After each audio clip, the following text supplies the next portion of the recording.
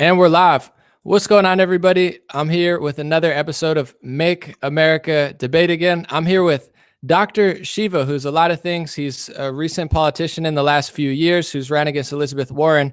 He also says he was the inventor of the email, but Wikipedia says he's not. So I wanted to talk about that because it doesn't seem like they want to give him credit.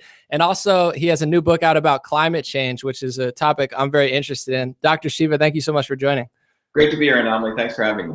Yeah, no problem. Let's start it off with email. I'll get right into it because I always read, you invented email and you say it a lot. And then Wikipedia says controversial claim. And you've explained it a few times, but I want to go more in depth. What exactly did you do during the founding days of the email to the point where, you invented it? Yeah, so the issue here is An0maly. There is no controversy about who invented email. I invented the first email system in the world, period. The real controversy is why is there even a controversy? So let me give you the facts. And I think it leads to this broader question of where does innovation come from? Who determines who's smart, who's not smart? What is innovation, etc. But there's absolutely no controversy on who invented email. And it's unfortunate because the entire controversy was created by essentially white liberals, who are the same people who claim that they want to help the poor minority or the poor, quote unquote, darkie. And I say that because when you look at this history and you just go to the facts, because what's happened is we live in a world right now that you have an engine of academia, which is different than, by the way, scientists, who do not allow any type of discourse to take place, so they contain freedom. And therefore, you can't really get a discourse on it, so the truth always gets maligned by other interests. And the people who suffer are actually everyday working people. So when you go to the invention of email, as you know, I have 4 degrees from MIT, including my PhD. I went between 1981 to 2007, I went in and out of MIT, created 7 companies, one of them, which we grew to around 250 million. The current company I'm creating right now is called Psychosis, which is worth a couple of $1 billion. And these companies are all innovations that I create, take out to the public. So it's not something that, we take ideas from someone else. It's all homegrown. And the invention of email is no different. So let me tell you what email is, first of all. Anyone over the age of 40 will know that many organizations had a thing, and still some do, called the inner office mail system. Okay, and that system, and I use the word system, was a multi-integrated system of how communications took place in offices. So in the 70s, for example, there were 2 ways people communicated, An0maly. One was through the phone, landline phones. We didn't have, probably very, very few people had a satellite phone, but it was physically, copper connected landline phones. So if you went into an office, they had these landline phones. The other thing that they had in offices was called the inter-office mail system. And in those days, to give you the background, I came from India in 1970. I was a 7-year-old kid. As I've talked about before, I grew up in India, which was a caste system, right? I grew up in Bombay as a young kid, but I also grew up in a deep village. We were considered untouchables in India, An0maly. And it may be hard for people to understand that, but you had a caste system, and we were considered the bottom of the caste, called Shudras. So people from my background weren't even supposed to get educated, weren't even supposed to learn science or engineering, any of that. The fact that my parents in India learned that at a time when they weren't even supposed to get educated is probably 1 in a trillion. So the fact they came together and I came out of that is probably another 1 in a trillion to the trillion, all right? So when we came here in 1970, I was extremely aware of the incredible fortune I had coming from India. So as a 7-year-old kid, I was very ambitious, both in sports and academia, or academics. By the time I was 14, I had actually finished calculus in the 9th grade, and I was being shipped to the high school with people 4 years older to learn calculus, finished that.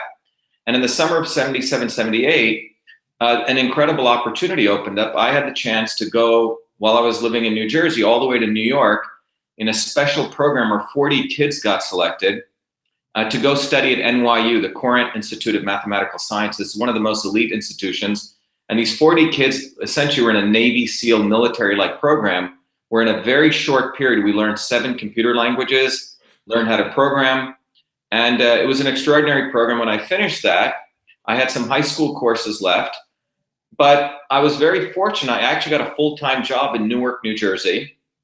which nothing is supposed to come out of. Most people are, even in those days, were afraid to go into Newark, and people still are. But in the center of Newark was a small medical college called the College of Medicine and Dentistry, which today is called Rutgers Medical School. And so what happened was my high school teachers were very supportive of me. These were teachers, An0maly, who worked 3 or 4 jobs, okay? This was at a time when you had public school education, which really worked. My loving parents, and I found a mentor at Rutgers Medical School whose name was Dr. Les Michelson. Les is still there, he's the head of high performance computing. And Les was an experimental physicist out of Brookhaven National Labs. And at that university, Les had set up a network. Now, you don't need the ARPANET. The total lies are that the ARPANET, the military industrial complex, contributed so much when a lot of other people are doing much more extraordinary things. But Les had created a computer network between Newark, which was in Newark, the other campus of Rutgers, which was in Piscataway, and another campus, which was in New Brunswick. And when I first started there, I was actually doing medical research. I was using my computing skills to program computers on how to mix computers with biology. And I was actually solving a very interesting problem, looking at why babies were dying in their sleep. We had sleep data. And I, in fact, went on and published a paper long before I came to MIT on that. But Dr. Michelson also gave me another challenge. So as I mentioned, in these offices, like every other office of the time, they had the phone system and they had the inter-office mail system. Every secretary had a physical desktop, a desk. On that desk was this thing called a typewriter. On that desk was the inbox, the outbox, the drafts. There was actually a trash can underneath her. Behind her were folders, literally metal folders. On her desktop was also a thing called paper clips, whiteout. She would write this thing called a memo. And the memo had a very particular structure. As many memos of the day on the top, it said memorandum, to, from, subject. Mm-hmm. And they would sometimes do what's called a carbon copy. It was a social media of the time.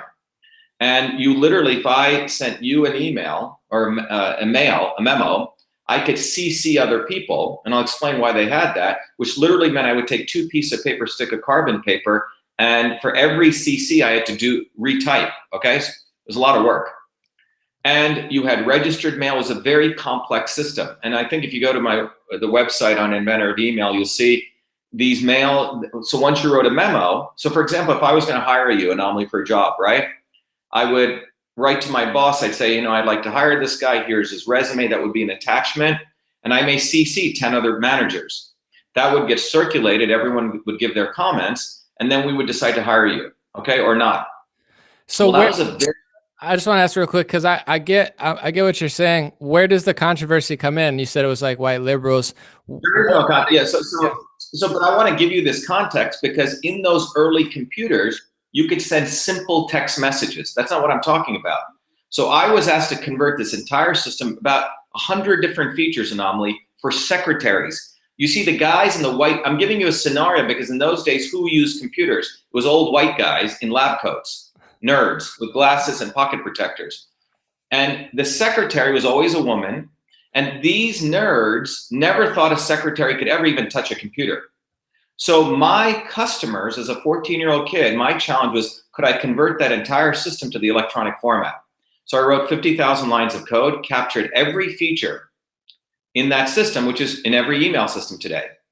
And I called that system email. So first of all, I wrote the code, captured every feature, fact 1, which is now in the Smithsonian. Fact 2, I called it email, a term never used before in the English language. Why did I call it email? Was because the operating system only allowed 5 characters. It was not an obvious term. The next thing was, in 1981, I went to MIT. And when I came to MIT, on the front page of MIT, I was a very humble, good Indian student guy, right? They listed, no, seriously, Indians are brought to be humble, bow down, right? Sit in the lotus position, etc. And so when I came to MIT, the president of MIT, or the MIT official newspaper, listed 3 students out of 1,041 students on the front page who had done something interesting. And one of them was me, having created this first email system.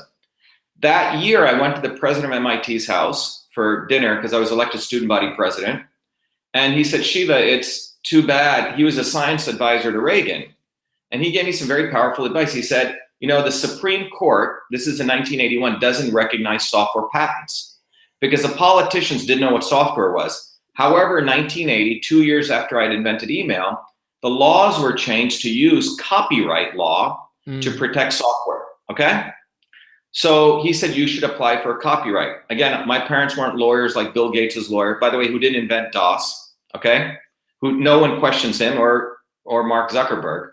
So I had to send all my code to the Copyright Office back and forth. On August 30th, 1982, a young teenage American kid gets the first copyright for email, recognizing me as the inventor of email, because that was the only way to protect software invention. So in context, that's 1982.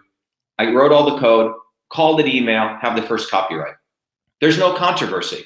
So how, okay? where do they build their case to make it so controversial? Right. In fact, so now fast forward, right, to 2012, in and out of MIT, I was on the front page for inventing many other things, won a bunch of awards at MIT.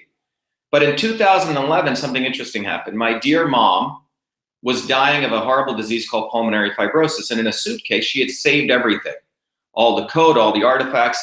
The senior editor of Time magazine, by the way, the only journalist today to actually review the materials, went through it, and he wrote a very powerful piece called The Man Who Invented Email. You can go look at it, November 11th, 2011. 3 months later, the Smithsonian contacted me and they wanted all my materials. They said, we've never seen anything like this. It was like a new skull was found in Africa, An0maly. You had the date beaten, right? You had the other dates beaten, like precursor. Yeah. And February 16, 2012.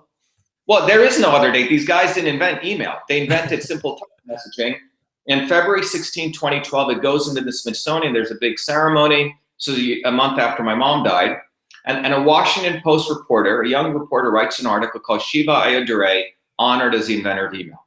Now, you would think that should be an amazing event to celebrate the American dream. Came here with nothing, and I went through the entire innovation process, 4 degrees at MIT, and invented many other things. The instant it went into the Smithsonian, the instant that article was written, you see this hatred come up from everywhere. And it was coming from white liberal institutions and fake historians. You see, during the 32 years, I wasn't out there promoting myself because I made money other ways, didn't need this fame or fortune for invention of email. The military industrial complex, Raytheon, one of the big defense companies, had bought a company called BB&N. And they had, if you went to their site then, they had rebranded their website with the @ symbol. And many of the defense companies were getting into cybersecurity. Missile sales were going down. So nearly every defense company was getting into cybersecurity. Part of cybersecurity is who can watch and observe email, right? So Raytheon had recrafted themselves as the inventors of email with the @ logo. So think about it. Imagine Nike with the swoosh, right? Raytheon's symbol was the @ logo. So the day my stuff went in, it unleashed this vitriol because Raytheon, who, by the way, a month later had funded an exhibition at the Smithsonian, it was like a new skull was found and they had to destroy this narrative. And the narrative is because the facts are so black and white. And so you see Gizmodo, which is one of the Gawker media things, attack me. This guy is a curry-stained Indian. He's an asshole. He's a dick. All sorts of horrible stuff. One blog, as I mentioned, said this curry-stained Indian should be beaten and hanged. That's great. They literally said that? Yep, quote unquote. All right. Who are the writers? Like, who was the author of that? That's crazy. We can look it up. It was a blog which referenced Gizmodo. And not one Indian stood up, okay? Because there's a deeper narrative here, right? The issue was the deeper narrative. The facts are freaking obvious, man. Maybe if I was a white guy or maybe even Jewish, okay? Nothing. I know I went to a Jewish high school, a lot of smart people. If I had blue eyes and blonde hair, I'd probably be on every stamp in the world. But the notion of innovation, not only occurring by an Indian, the race issue, let's put aside over here, but it occurring in Newark, New Jersey, by a 14-year-old kid, it blows the mind off the larger narrative. Where does innovation come from? You see, Americans have all been brainwashed to believe that we fund war, and thank you so much for getting Velcro and Tang, right? By the way, which didn't come out of the military either. We have been taught to take in innovation, take our hand and put your hand like this to touch your nose instead of doing this, which means you fund war, and we should be happy we get innovation. When the fact is, history shows that all great innovations actually come from everyday people. Innovation is in our DNA, solving a problem. The problem I was trying to do is take secretaries from the keyboard to the, from the typewriter to the keyboard. Okay. At a time when people thought that was impossible, by the way, which is documented in a RAND report. The nerds in the military were doing simple did text messaging. I was trying to convert this entire system, which they thought was impossible. So there is absolutely no controversy. The controversy is, why is there a controversy? A friend of mine who started Business Insider, the editor said, Kevin Ryan, he goes, the real story is why is there a controversy? Gotcha. Think about it. I all the features, called it email, I have the first copyright. Where is the controversy? The controversy is it wasn't done at MIT. It wasn't done at Silicon Valley. Okay? Look, I was on the front page of Technology Review, the most eminent magazine for inventing Echo Mail. All right? I won a Fulbright Award, front page of MIT. That was done within the umbrella of MIT, which is part of the military-industrial complex. But if you say innovation was done in Newark by a kid solving a civilian problem, that throws a wrench into the bigger narrative that we got to fund war, we got to go kill some people somewhere else, and then we get innovation.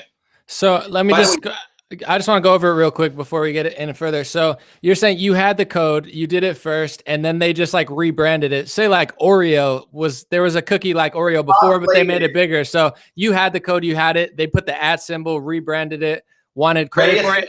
And you're saying it's Raytheon? Yeah. It's Raytheon who was behind that? Yes. So what happened was, you can go to Inventor of Email, you can read all the details. What happened was, text messaging is the ability to add text to the bottom of a file.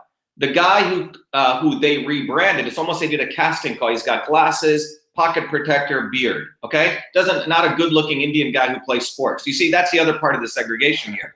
You have to look and smell a certain way, then you're an inventor. You can't articulate, you shouldn't look good, you can't, you see what I'm saying? They've created a narrative, what an innovator, just like an artist must be crazy. Yeah, I want two questions real quick.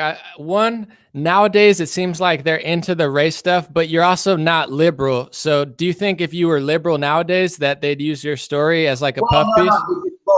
Look, in the middle of this controversy, you see the real racists are white liberals. Like working class people, I mean, I grew up in New Jersey with everyday working people, man, they get this, okay? There is racism, but the racism is not what you think it is, because, I mean, I have a different definition of racism. And what happens is the right doesn't really know what racism is, and the left takes advantage of that when they're the real racists. The real racism is drawing boxes around what someone is supposed to do, okay? It's a very deeper form of racism. If you were liberal, though, do you think they'd use you now? Like, say you were like an Elizabeth Warren and you were big government, all those. No, because my thing is two things. Let me give you a juxtaposition to this. You know who invented TV? Well, they say it was, I forget his name. Remind me. Yeah, Philo Farnsworth, exactly. Okay, a 14-year-old kid, similar circumstances in Franklin, Idaho. He had a very supportive family. He had a mentor, and he was in a farm in Franklin, Idaho, in a small town of 600 people. He went through 60 years. Finally, there's a statue of him in Washington. Now, Philo didn't have a race issue, but he did it outside of the military-industrial complex. You see?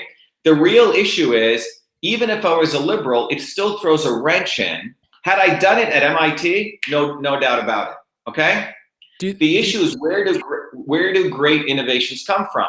You see, when I went to MIT, it's like you get a branding. Oh, now you're smart, okay?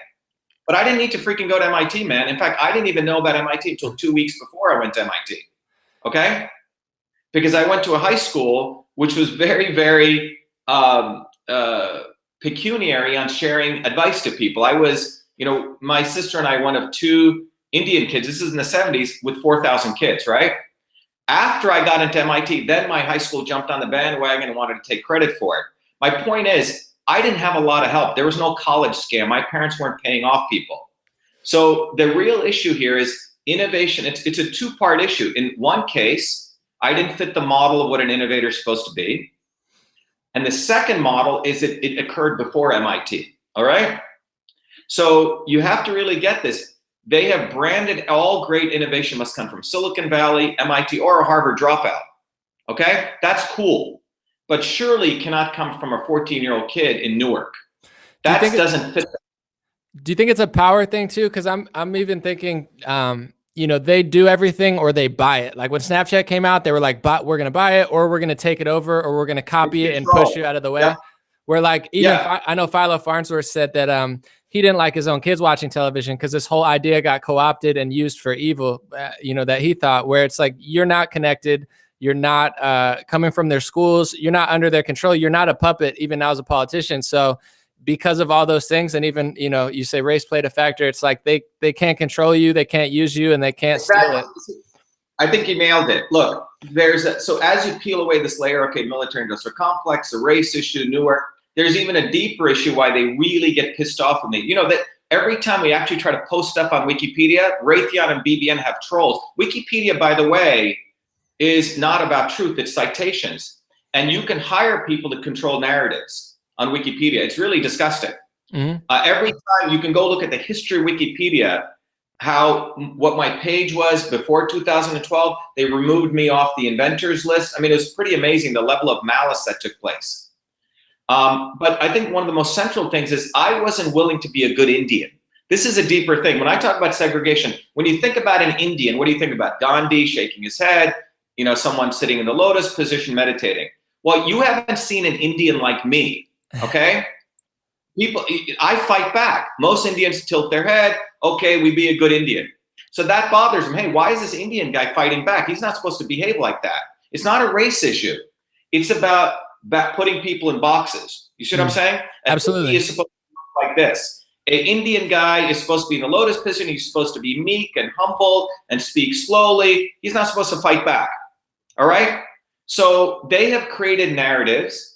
And if you don't fit that box, it could be color, skin, having a beard, not having a beard, looking a certain way, then you are attacked because you violate their system of control and power. That's what this is fundamentally about. And behind who is really running this or who helps them do this is academia. You see, academia, there was a time when there was real science, and we can get to the climate science stuff, but today you have paid prostitutes who are called academics. An academic is really not a scientist. It's a big difference. Academics get grants, and they'll do anything for grant money. They prostitute, quote unquote, truth. And they make money off of it because today grants are controlled by political motives, and you have scientific consensus, which is bullshit. Science stands independent of consensus. Science is science is science, and it's independent of how good you look, how you talk, etc. And what's happened is politics control science. So historians can get paid off by Raytheon, can get paid off by Smithsonian, get pats on the back, get tenure, to support narratives. But the invention of email, man, there's no freaking controversy. I called it email copyright, period. The real question is, why is there even any controversy? And why do people go and say his controversial claim to be the inventor of email? It's an attack because I do not let up. And I never wanted this, man. I never wanted the fame, the fortune. But when you attacked me, then I said, you know what? I'm going to take total claim because I did invent email. That's why I boldly say it, inventor of email. And that even pisses them off even more. And the invention of email is not about me. It's about a 14-year-old American kid who invented email, not in the triangle of the military-industrial academic complex, but in the collaboration of a loving family, a mentor, and the old dedicated. That's where innovation comes from, man. It doesn't come from MIT always. It doesn't come from Silicon Valley. And the bottom line, the other piece is to increase the cost of innovation. You see? Because if I could produce, I was paid $1.25 an hour. First 2 years, I got lunch for free. So you don't need a lot of money to innovate, man. What you need is the right ecosystem. And that ecosystem can be bought for 1/100th of the cost. But if you crank up the value of that ecosystem, then a few people make a shitload of money. That's what this is. It's about money and power and control. And then a new caste system. Oh, you go to MIT, you get to invent. You go to Silicon Valley, or you're a Harvard dropout. Oh, you can be branded as an inventor. People should go find out, did Bill Gates actually ever invent anything? He stole DOS from somebody else. Zuckerberg stole it from someone else. Had I made $1 gazillion, had patent law been around, no one would question me. People say, oh yeah, you're the inventor of email, you got $1 gazillion. No, I understand. And I said Wikipedia said it was controversial. I wanted to get it all out there because I've heard you talk about it a bunch of times, but I wanted to get right down to the specifics. First, I want to say for myself, even with Trump, I do the same thing you do, and people think I'm bragging. I was like, I'm writing my own history because if I don't get to document my own history, they're going to lie about it in the press on Wikipedia and history. So we almost are forced to do this just to get our story out there, or else they're going to lie about it. I just wanted to get right down to it so people can hear and be 100% sure. So you had the coding first, you had the idea first, the whole idea. They tried to tie the text message stuff they were doing to it, and they put the at symbol. Yeah, rebranded it and just attacked, even though you had Smithsonian and the first press on it. So they came after it afterwards. The Smithsonian, remember, the Smithsonian is run by a bunch of academics. It went viral. And then the Smithsonian, after they were attacked, they said, electronic, very clever, electronic messaging predates email. I never said I created electronic messaging, which is changing messages between electrical devices. That credit goes to Samuel Morse, okay? It doesn't even go to Raytheon. But I invented email, the system as we know it today, period. There is no controversy. And if anyone wants to debate me on this, bring it on. But they don't want to debate ever on, look, we'll move to climate science. When there's such facts that are so clear, they always create controversies because that is their only way to diminish the truth. And you know, that's the reality of what's going on. Look, not only did I invent email, then I went on to create another company in 1993 to analyze email. You know, I made 250, grew that to 250 million bucks. And then it's my innovation in email just didn't stop with one thing. Then I helped the Postal Service in 2011. I was funded by the Postal Service to give them ideas on how email could be used as a public service. So you're looking at a guy who's been working on email since, you know, a 14-year-old kid. It's not a one-hit wonder, and I've made money many other ways. So it's not I needed this to justify my value, but the truth is email was invented by a 14-year-old American kid in Newark, New Jersey, period. I mean, that period is such a big period. There's no gray area in it.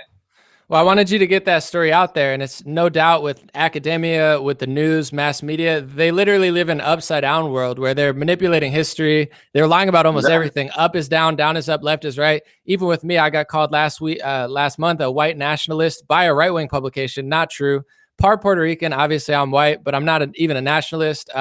They called me self-proclaimed in Fox News. So I do the same thing you do to get it out there because it's sad that we have to fight for our history and our legacy or else they're going to lie about it. The next one is something you talk about that I do too. You call yourself an environmentalist as I do, but unlike 99% of environmentalists, we think there's something up with climate change, and that's your new book. Tell me about it, and also tell me about, you know, the science and academia behind how they've been able to convince millions of people of something that there's not really that much there to. Yeah, so I think let's sort of understand, excuse me, you brought up some important things here, right? As we transition from looking at the facts about the invention of email, and there's a lot of lessons there, we move to the climate. By the way, the book is called The Climate of Science. It's worse, much worse than you thought. And that first subtitle in the book, there's a book some idiot wrote who's not a scientist, a guy who writes for the New Yorker. It's called The Uninhabitable World. It just came out. And his first sentence, it's worse, much worse than you think. It's alarmism. So, you know, that's sort of a joke on that. And we have, if you look at the cover of the book, we have, by the way, people can pre-order, we have the, the Earth in the center and the sun rotating around it, okay? So, and it's called The Climate of Science, meaning what is actually going on with science? And look, just to give you the background, so this is what bothers a lot of these people, because if anyone's an environmentalist, it's me. And here's my credentials on that. First of all, I grew up in India on a farm. My grandparents were poor village farmers. Long before there was Monsanto and pesticides, we lived in, you know, people protected the land. I mean, I grew up on that. The second thing is, more recently, if you go to Whole Foods, you'll see a clean, certified label, which integrates non-GMO, clean food, where the food's coming from. I'm the one who created that label for the industry. You'll see thousands of products with it out in Whole Foods. And I work with industry manufacturers to do that. So I support, you know, clean food. The third thing is I was a guy who used this new technology that came out of my PhD work, which allows us to actually mathematically understand chemical pathways on the computer models. I mean, I've been doing modeling for 20, 30 years, so I understand mathematical models. We're actually able to model anomaly diseases, biological functions. And using that, we wrote a series of 5 scientific papers, where we conclusively showed that a genetically engineered food is not the same as an organic version of that. That, in fact, with soy, the soy will have around 250% less glutathione, which is one of the most important antioxidants. So I'm the guy who went head-on-head against Monsanto. I was attacked by the mainstream academics, and we exposed them also. And then more recently, I was in a movie produced by Pierce Brosnan, directed by his wife, called Poisoning Paradise. I'm the main scientist. I think it's won about 20 film awards. It's about the devastation that's taken place to the eastern part of the highland of Kauai in Hawaii by the agrobiotech companies, including Monsanto. So my point is, you're looking at, if anyone's an environmentalist, it's me. And I have the credentials, but more importantly, environmentalism, in my view, is lowering pollution, okay? Clean air, clean food, clean water. So that's my definition. We want to lower pollution. So let's move on to climate change. Look, first of all, climate is always changing, so there's no denial on that. Is CO2 a greenhouse gas? Definitely. Do humans put out CO2? Yes. Do greenhouse gases raise temperature? Yes. So all of those we agree on. The issue is how much. It's not yes or no.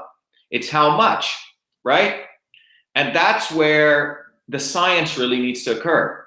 So what's happened is the alarmism, if you actually look at it, it's been created by people who are taking advantage of the fact the average graduate who's coming out of university actually knows no science. And I'll come back to this.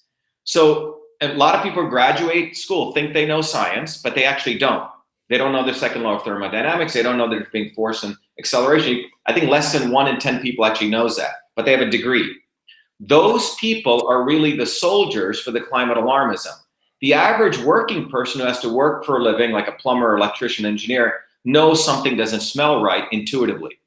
So this is what has happened. I don't know how deep you want me to get into this, but at a high level, a set of people with monetary interests started funding people to create climate models, mathematical models, which predict how much CO2 will increase what they call the Earth retaining temperature, okay? And so they created their own battleground. They said the Earth, we have to look at temperature as a global mean temperature, the average temperature of the Earth, and increases in CO2 increase that global mean temperature. And they called that a temperature anomaly. And they created all these very interesting mathematical models, okay? Those mathematical models predict that the temperature will go up by 1.13 degrees all the way up to 3.4, a big range, all right? When most scientists already agreed that the last ice age took place, end of the last little ice age took place about a couple hundred years ago, and the Earth is gonna thaw anyway, and we're gonna raise 1 degree anyway. So even according to the current temperatures, we've gone up by 0.8 degrees. Their models predict much higher. And then if you argue with them, hey, your models aren't even predicting reality, they say, well, it could be other stuff. And do you want to discount that? They create uncertainty. So this is not science. So let's go to science. This is how science works. Science works, An0maly, you may see some phenomenon, an apple fall from the tree. And you may say, oh, that's an observation. And then you come up with a hypothesis to keep it simply a guess. Oh, I think the apple falls from the tree because of XYZ, okay? Some guess you make. And that guess may be a model, a mathematical model. Now, for your science to hold up, your guess, you have to drop a bunch of apples or drop anvils, whatever, right? Different things. And you have to be able to predict that behavior. If your model, if your guess doesn't predict what's going on, then your science is wrong, okay, period. It doesn't matter, as Richard Feynman said, how good you look, how nice you speak, where you come from, it's irrelevant. Your science is purely wrong. Well, here they have a mathematical model which is not matching the observation. So then in order to fudge that, they say, well, we didn't include aerosols, we didn't include that. But, and then they come back to you and they say, but An0maly, aren't you concerned that even if it's close, the whole world could blow up? So then they push forward. It's very, very, very powerful, insidious, the precautionary principle. So what the precautionary principle says, well, if we're close and it could sort of occur, and it may occur positively, perhaps, don't you think we should protect against that? And the precautionary principle, like in all areas, wherever you create a precautionary principle, guess what they impose on you? Insurance, right? A tax. Well, you know, you bought a car, you could get into an accident, let's buy some insurance. Well, you bought a home, you know, something could occur, home insurance, right? So this whole area is not driven by science. $2 billion got released for climate impact studies. You could say, well, you know, I think climate is involved in how my microphone is not working. Boom, you can get funded, okay? Well, you know, I think bed bugs are related to climate change. Boom, you get funded, anything. So what's happened is, at the fundamentals of this is a whole set of academics, not scientists, that entourage keeps their mouths shut when they know the scientific method is even being followed, because they have the opportunity to get billions in funding. That's what's fundamentally taking place. So if you go back to the fundamentals, when you look at my background, you know, there's a reason I'm a scientist, but there's a reason I've also been an activist all my life. You know, if people may call me a hard lefty. When I was at MIT, there's a picture of me burning the South African flag because MIT had investments in South Africa. I made sure more poor blacks, more poor whites came to MIT, more women. You know, I was the one who raised the banner, US out of Iraq, during my PhD. So I've been an activist on the ground. But we need activism, true activism, to defend freedom, freedom of speech. I was a guy, 40 of us faced 40,000 people at the Boston Free Speech Rally, which they try to say was a white supremacist event. Freedom of speech, truthful speech, by the way, not garbage like Gizmodo or other magazines put out. Truthful free speech is a foundation for the scientific method, right? So you need freedom. You need to be an activist to fight for freedom, because freedom ensures that we have the environment for doing science. And from science, we get truth. And from truth, we can identify real problems and we can innovate real solutions. And from that, we get our health of our body, health of our planet, health of our organizations, and healthy people can go fight for freedom again. So you see the cycle, the positive cycle is freedom gives rise to great science, which gives rise to truth. Truth gives rise to innovation, which gives rise to health. You have healthy people, you can support more freedom. What they want to create is a much more vicious cycle: fear, uncertainty, and doubt. And their goal is to make people dumb, dependent, and disarmed, right? They want to make D people. And that cycle is supported by fake academia. So I say the fake news behind fake news is fake science. Mm-hmm. So we've created another very vicious cycle. And we've created a church now. So you have a church of climatology, the church of cannabis, the church of genetically engineered foods, the church of gun violence. You see, it's not reality. It's not the truth. So you stop discourse. Schumer has a bill in Congress called Bill 792, supported by the guy I'm going to run against, Markey, who also supported the Green New Deal, which basically says that no government agency can fund any panels, any conferences to discuss climate change because there's a scientific consensus. Science is not based on freaking consensus, right? That's insane. I want to say I've been an environmentalist, and they got me for a little while with the climate change stuff, but with the science doesn't add up. I'm going to read a few things and let you go on. First of all, the sun's a variable that we can't control no matter how much we want to. We don't know exactly how it works. Active volcano discovered beneath Antarctic ice sheet could be contributing to melting glacier. They found a volcano, but they don't want to talk about it. Where, like you said, if you're doing a scientific experiment and then there's a heat source under it, that you got to consider that. Here's another one: Greenland ice glacier growing. They didn't think it was going to grow. And this is directly off NASA's website. They said snowfall is very difficult to measure over Antarctica. For starters, there are very few weather stations in the frozen continent, and most of them are installed along the coastline. Secondly, satellites have a hard time measuring snow from space. They basically confuse the snow that's falling down with snow that's already on the ground. Climate models struggle to replicate the total amount of snow that falls over Antarctica each year. So this is NASA themselves, the great scientists that they are. admitting that Antarctica's contribution to sea level rise was mitigated by snowfall, and they literally can't even measure it. So people think this stuff is so settled. It's their own top scientists that say it's settled are admitting that, one, they're finding full-on volcanoes under it that are melting a little bit, but then they're like, no, it's not happening. Two, things that they thought were melting are actually growing. And then three, even with all the information that they say they have, it's still a very small part of the continent. So if you really get into it, it's such a big lie. It's unbelievable. Besides your book, how do we get people to wake up to this stuff, like kids and environmentalists and Green New Dealers? Because I'm the same way. I'm an environmentalist, clean air, clean water, save the ocean. But this whole narrative is ridiculously a lie. Well, yeah. So I think the bottom line is, how do we get people to wake up? You see, there's two worlds going on right now. There's a world over here where you fight for freedom. You want real science. And by the way, doing science is very difficult. It's not easy. It's not about opinions, right? What we've done is we've trained, look, there's a big positive thing I'll get to that's actually occurring.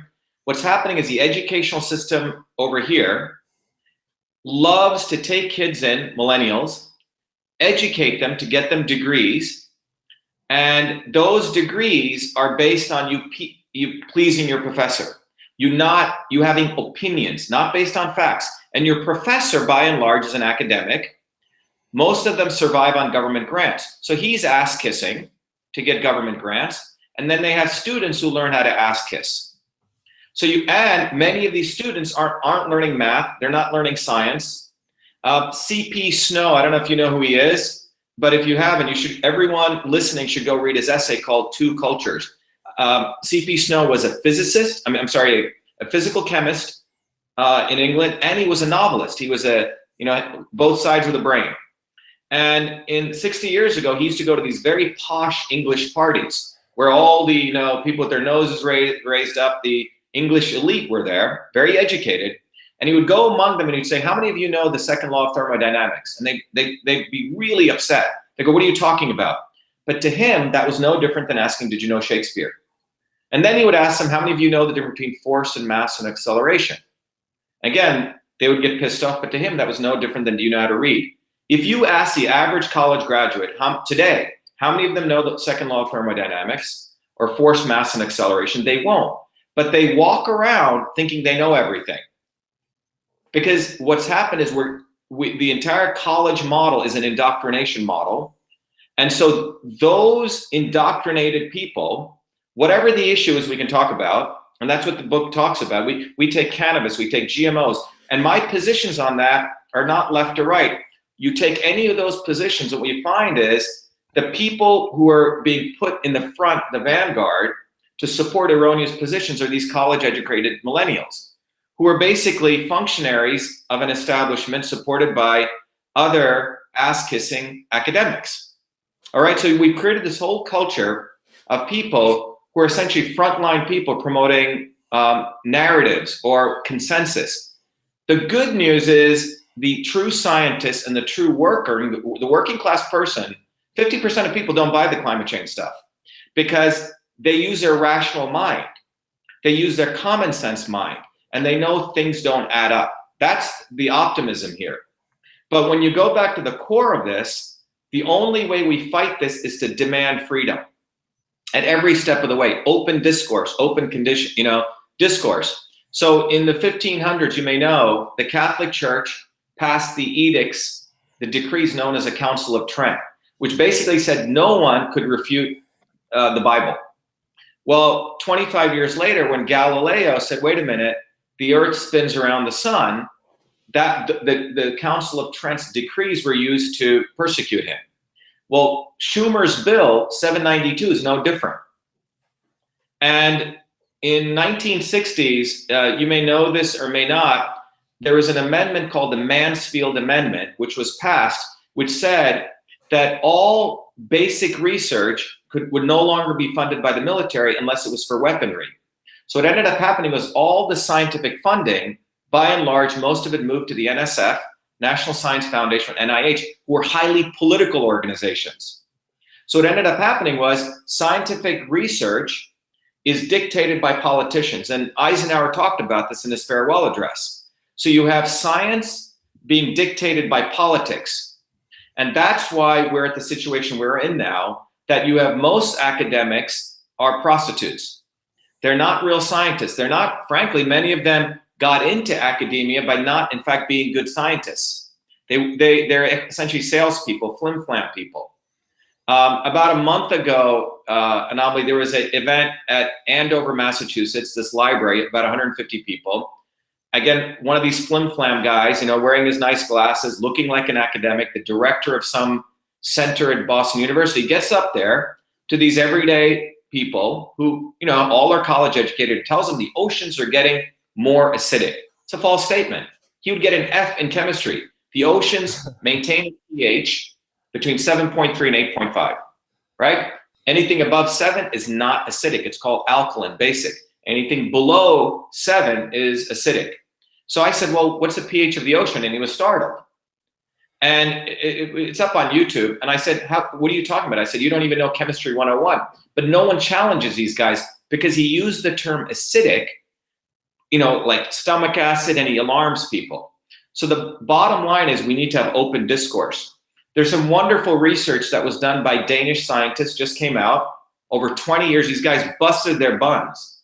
And they've pretty much shown that the Earth's temperature may rise 2 degrees, has nothing to do with CO2, minimal, but it has to do with the fact that the entire solar system spins around the Milky Way, okay? We get different levels of cosmic radiation, and the sun also has a cycle. Those two things interacting affect cloud cover, okay? And that cloud cover differential is going to raise the temperature probably around 2 degrees, okay? But blaming CO2 as one single variable, using the global mean temperature as one single variable to explain a very complex system of turbulent fluids of the ocean, turbulent fluids of the atmosphere, is not science. It's total BS. And by the way, a lot of these academics know it's BS, but they're keeping their mouths shut because if they said anything, their other peers are going to shun them, and they're not going to get funding from any other areas. So the climate of science, what I talk about in this book is I give this dynamic of what I just shared with you. You need freedom to have science to get truth, and from truth is how we get health. Otherwise, we're going to solve fake problems, fake solutions. And in the middle part of the book, I go through climate change, I go through cannabis, I go through GMOs, and some people may get upset because I'm not taking a left or right position on this. I'm taking a position of science. And what you find is part of the cocktail mix here is to always bring a social justice issue. So when you talk about genetically engineered foods, as I talk about in the book, they say, well, we got to help the poor darkies in Africa and India, right? The big bellies, they show those pictures. We need genetically engineered foods when it's actually false. It has nothing to do with GE foods. You look at cannabis. Oh my God, we're incarcerating blacks. So we got to get cannabis to every man, woman, and child. And I'm not talking about everyone's freedom. People should be able to do whatever they want with their bodies. I'm not talking about the political issue of criminalization or decriminalization or legalization. I'm talking about the scientific issue that there's a fundamental linkage between cannabis, violence, and psychosis. Hundreds of papers, but they don't get out because now big marijuana is involved. The joint today is 25% THC, not the joint of 1960s, which was 1%. The cannabis, plant has become a delivery engine for THC, just like cigarettes are a delivery engine for nicotine. So when you start looking at this, the important thing is to have scientific discourse, but if you have a bunch of educated idiots coming out, I had a volunteer, who was helping me, and he was supporting my podcast, et cetera, but he got all upset when I said, hey, wait a minute, cannabis, there's a violence link there. 22-year-old kid, no training in chemistry, no training in physics, no training in anything, but he has opinions. So we live in a world of people with opinions not based in fact, because their professors have opinions not based in fact. So this is sort of the lineage of what's going on between academics and how they're creating a bunch of educated idiots. Absolutely. Well, you really nailed it. It's the people that don't know what they're talking about, and they have every right to have their opinion or false perspective. But those are the top people that want to shut down every single conversation, whether it be at the border, climate change. I mean, there's not a single topic that they don't want to shut down and not let you oppose. They use the LGBT community, women, social justice galore. to shut down the conversation completely. And same with marijuana. It's like you can have a discussion, use your science, they could say theirs, but the people on all angles that don't know them, especially with climate change, the more I've researched into it, like the stuff I shared, there's so much about it that not only is not even remotely true, but like you said, it's not, there's other factors like the sun, we don't really control. It's up there, it's hot, but to say that we have control over it is ridiculous. So with marijuana, what are you saying with marijuana? You think it's, or based on your studies, linked to violence? Yeah. So let me give again, just to be clear on this, because it's hard. What's happened is we've trained people to be left or right. Oh, if you're against GMOs, that means you're a lefty. That means you must be pro climate change. Okay, you see what I'm saying, right? Absolutely. Pro cannabis, but these issues they're not like that. Again, we don't. So when you look at cannabis, this is the narrative, right? You have to understand that in the 60s, one joint had about 1% THC, okay? If people got the sensimilla, it was a pure female plant, high levels of THC. During the 60s, starting around the 60s and 80s, cannabis use went up, and then it actually started dropping. In the 90s, George Soros got involved, and they created this new model. Okay, remember, this is the way that this fake science and fake news works. Always include some oppressed group. Always throw in social justice. Okay, blacks are being incarcerated twice as much. Well, blacks are actually using cannabis twice as much. Okay, and we got to make sure that we don't hurt all the people dying of cancer. So cannabis was good for everything. So Soros funded about $100 million into the cannabis lobby. And what you see is that cannabis use goes up. And at that same time, the level of THC went up. About 25% of the cannabis plant today is THC. And so just to give you an analogy here, prior to the 1900s, mid 1800s, there were a handful of deaths on tobacco, handful. Then they started mixing the American and Indian varieties, and then cigarette companies made the cigarette a nicotine delivery engine, and their target market was young people, because once you got someone addicted, you keep them for life. Same with alcohol. And this is marketing 101 or finance 101. It's the 80-20 rule. You only need 20% of people to use your product, fanatics, and you can generate 80% of your revenue. So for example, in alcohol, the 15-20% of people who drink 4 to 7 drinks a day generate for the alcohol companies 85% of their revenue. Same with tobacco. So with marijuana, when you look at it, right now you have heavy users, man. We're not talking about people do a joint once in a while. We're talking about they want to get a certain percentage, 15-20% heavy users of THC at a young age. There's a reason that Marlboro just got into big tobacco, just got into big marijuana. They put about $2.1 billion, all right? That's Marlboro. So this is big marijuana. So when you look at it, THC is a very, very powerful molecule. And to keep it simple, if you look at, I have a very powerful technology. People can go look at it called Cytosolve, CYTOSOLV. It's my new company. We discovered a combination therapy for cancer, which we got allowed by the FDA. So if anyone, if you look at our logo, it says big pharma is a disease, we're the cure. So anyone listening, if you think I'm pro pharma, it's also going to break your narrative. I'm not, okay? So when we applied our technology, we went through probably about 20,000 papers. And what we extracted the molecular mechanics of THC. And what you see is in our body, every nerve cell has a presynaptic and a postsynaptic. Very simply put, right now, trillions of nerve firings are taking place in anyone who's listening to absorb all this.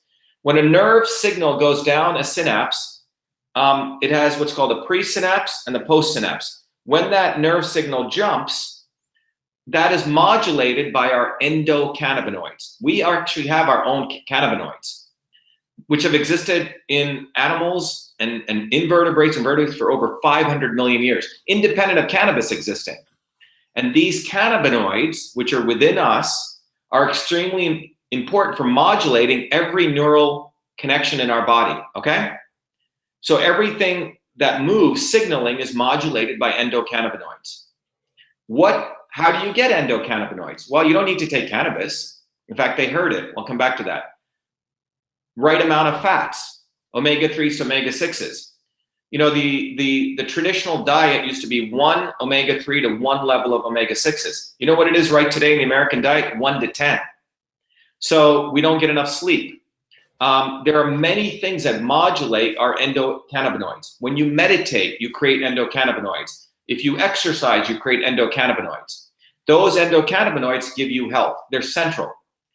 So what the research shows is THC mimics an endocannabinoid, okay?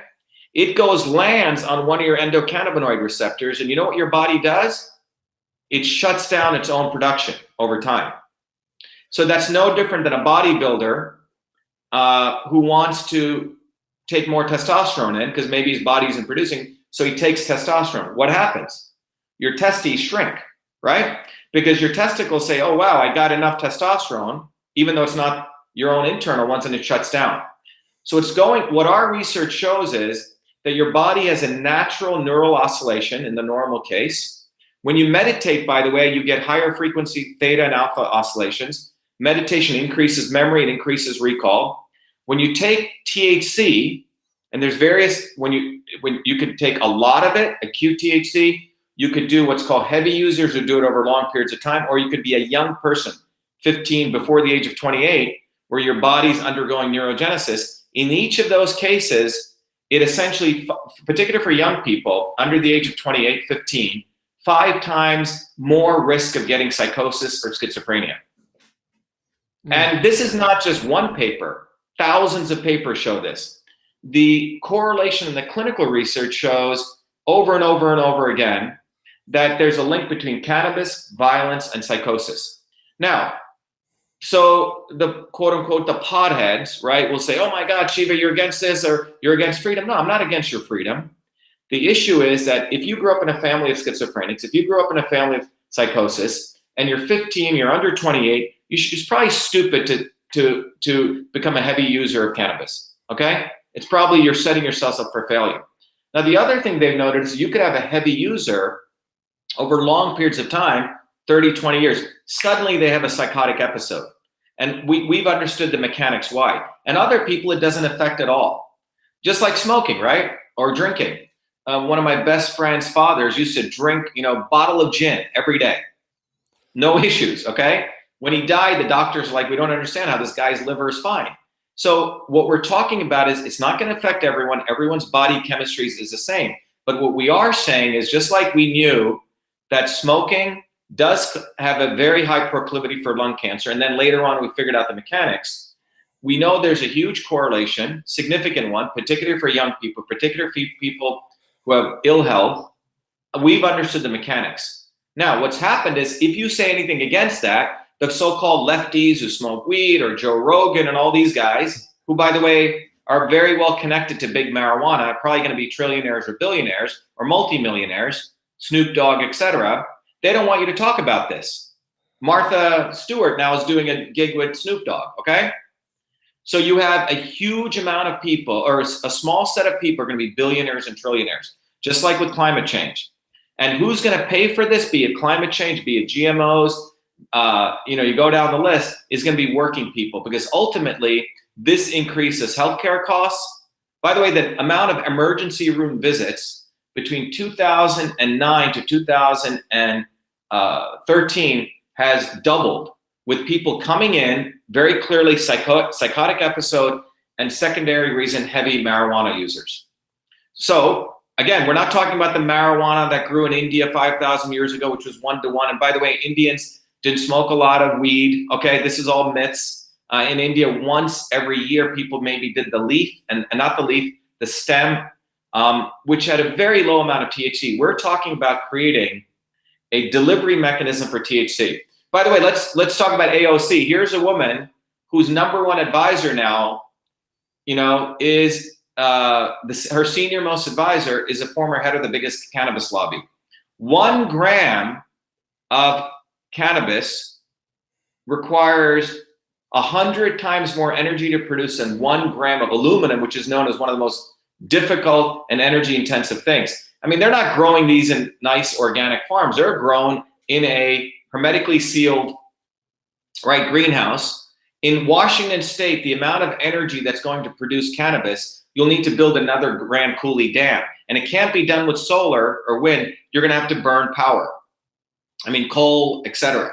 So when you really look about it, the goal is to lower pollution, right? The Paris Accords allows China to produce another 11 billion tons of carbon. So tell me, how are we lowering pollution? India can pollute another 2 more billion tons up until 2030, like China. So the entire situation is a big scam, and it doesn't, they identify a fake problem using fake science, promote fake solutions, and the end result is we're all gonna have ill health. And ultimately, they use the precautionary principle. So the average working person is gonna probably pay 50% more in energy. They're gonna get carbon tax. Their kids are gonna get numbed by, especially if they're below the age of 28, smoking weed. Cannabis, not all of them, but you're gonna have increased healthcare costs, increased emergency room visits. And the issue with cannabis is, let's actually talk about the risks. But you're told to shut the hell up, because if you do, then you're anti, being independent. You're against the decriminalization. You want to put blacks in jail. They always connect it to a social justice issue. Yeah, no, so much good information there. I have a few questions I want to ask you about that. The first one is, what do you think is worse for you, alcohol or THC? The second question is, do you recommend it at all, or are you just, it's overrated, don't use it? And I just want to say one more too, is then I want to get into CBD, if you think there's use for that, because it's really popular now, if that's different, or you have a similar feeling. Those are. Yeah, so first of all, the underlying thing is, we need to have discussion, we need to have real research, okay? And by the way, there's people promoting cannabis cures everything. So let's talk about the alcohol and the cannabis. Let me give you one study that was done, not with small people, 12,400 high school students. The researchers were actually pro-cannabis. If you read their abstract, and by the way, I've gone through these papers, I read them, okay? This abstract, basically the researchers said, they went into it, they wanted to look at aggression among high school students, comparing cannabis, people who just did cannabis, people who just did alcohol, and people who did both.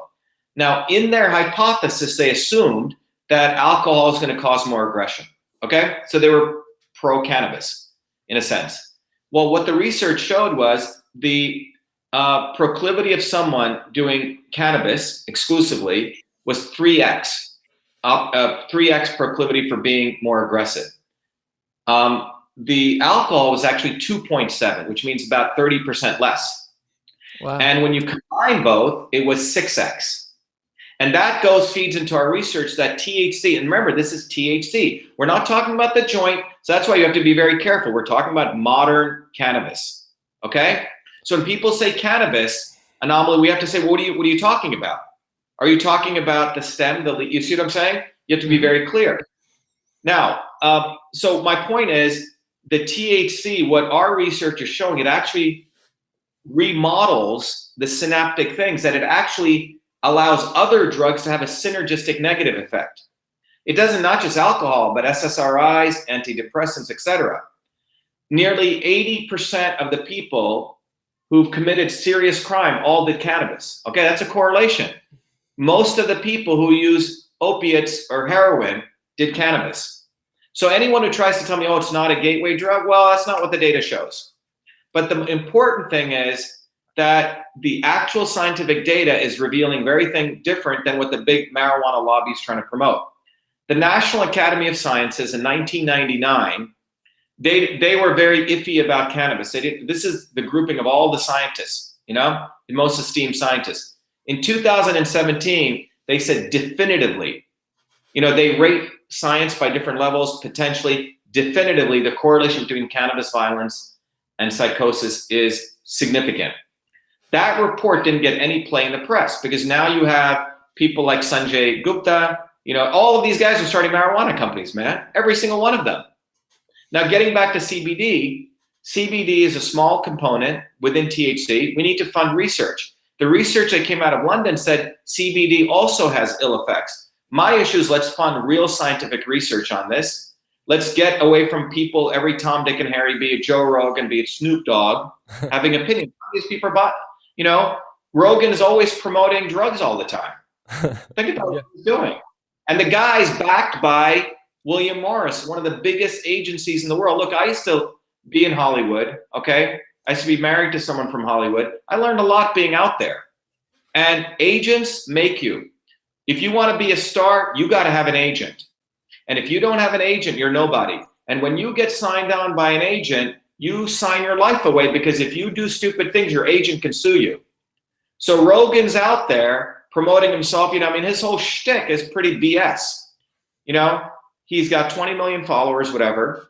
His entire shtick is when he promotes cannabis, he promotes whatever dimethyl, whatever the God molecule is, right? Yeah. And the guy has no training in any of this. And he put Alex Jones on. If you remember, Alex went on because Alex was attacking him.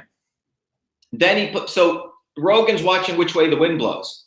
And in my view, he used Alex, Yeah. And Alex is under a lot. So what I'm saying is, you have to really question, where is his money coming from? Watch the money. In climate change, academics need the money. And people are going to make a lot of money, like Al Gore and the people who are going to make carbon tax, because after 2030, everyone's going to have to buy carbon credits. And the value of a carbon equity is going to explode. Cannabis, a lot of billionaires and trillionaires are going to come out of it. And in fact, a lot of the therapists, a lot of the addiction centers are going to make a lot of money. That's what we're looking at. Gun violence. Here's an issue, and I talk about this in the book. You know how many people die of gun violence relative to sepsis? Sepsis is a bacterial infection. 40,000 people a year die of sepsis.